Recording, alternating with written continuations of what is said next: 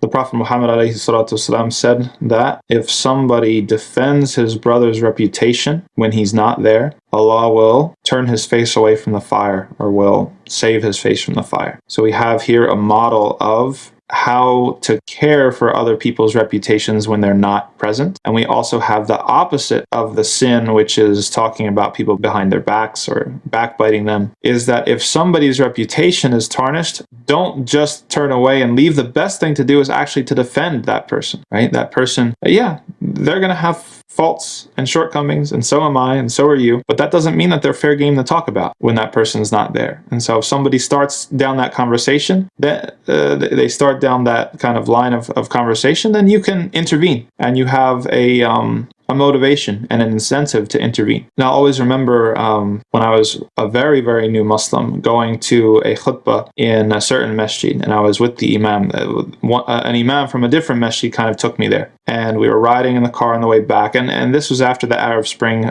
was just happening, and the khutbah was about certain things, and he brought up an example about the Arab Spring and took a position on it that I didn't agree with at the time. And then so we're riding in the car on the way home, and the imam asked me, "What do you think? What did you think about the khutbah?" And I immediately went to the thing I didn't like. SubhanAllah.